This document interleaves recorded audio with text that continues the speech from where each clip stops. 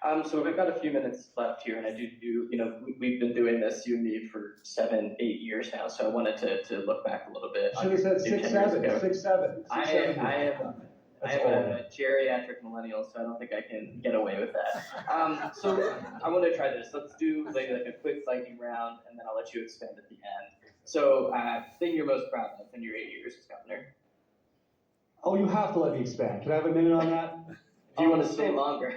No, in terms of what is my legacy, what I'm going to remember, really 3 main areas. One is education. Eliminated the budget stabilization factor, fully funded our schools. Free full-day kindergarten. People thought the state would never be able to offer that. And free half-day preschool. These are huge accomplishments. Really excited to get them done. Innovation, choice, apprenticeships. Outdoors. 3 new funding streams for amazing outdoor work we're doing. Rejiggered the lottery, outdoor equity grants, Keep Colorado Wild, and the historic oil and gas deal, creating sustainable funding for conservation. And finally, housing. I can't wait to see what this state looks like in 5 or 10 years. More affordable, more livable, more sustainable. These are the groundwork that we've laid over the last few years. There we go. I did it in 1 minute. All right, pretty good. Thing you're most disappointed about? Gosh, I'm never disappointed, Jesse. Look, there's some bills I hope made it this time. We talked about, the lot splitting and some of the others. I was glad we fixed AI. Thrilled we passed RTD reform. That was something I really didn't want to leave RTD in the current state for the next governor. I really wanted to get this fixed. I'm not, it's hard to be in this office if you're somebody who gets disappointed. So I'm somebody who always looks for the good and tries to find it anywhere I look. All right, biggest regret? Oh, regret. Just not, I would love it if I batted 100, 1,000, right? You and I are baseball people. It's pretty good if we bat, 600, 700, getting most of my bills through. But, obviously we don't get everything through. Many of them have long, torturous passes, like RTD reform took a couple of years, no surprise. Things take a while. But no, I do my best every day. I work hard. I lead with integrity. I take every decision I make very seriously. I do the research, and regardless of what others think, I try to make the very best decision I can, and that's the best way to have no regrets.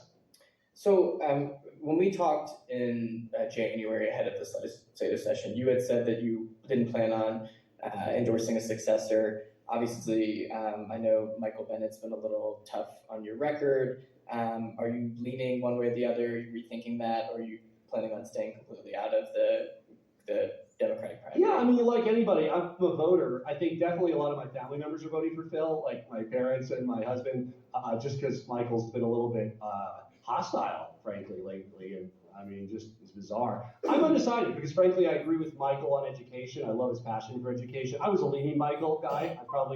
I'm like undecided. So I'll be voting. I don't plan on, making it public. But I'm watching what they say. I care about policy more than what they say about me. I have thick skin, man. People, my mother cares more about what people say about me. It is what it is. Like, I have thick skin. I care about policy, and there's areas I disagree and agree with both. Phil has had some good stuff on housing, a little better than Michael. I hope Michael comes around on housing. His wife, Susan Baggett, is a great leader in this area. But on education, which is really one of the reasons I'm in public service, I think Michael has the edge. I hope Phil talks about it more. I hope he, has a plan in that area. But I'm undecided, man. So I'm gonna look at what they say over the next, 30 days or something. You can still become unaffiliated and vote for Mark Kirkmeyer. Just saying. Well, that ain't happening. No, look, let's say something. Michael and Phil are both terrific. I was watching part of the California gubernatorial debate, and I was like, wow, Michael or Phil is like better than that field in like the biggest state in our country. So while they don't agree with me on every issue, I think that they're both very capable of being the next governor. All right, Governor. Well, I was trying to respect your time, and we told you 30 minutes, and we're right at 30 minutes. I appreciate your time. Apologies to the folks in the other room who couldn't hear, but we will post this interview online as soon as possible so folks can hear it. Thank you again for doing this as always. Love your tie-dye shirt, and have a good evening. Enjoy your senior season as governor. Thank you. We'll see you around. Take care. Peace out. And folks, we'll be in the other room in a minute to join you and continue the event.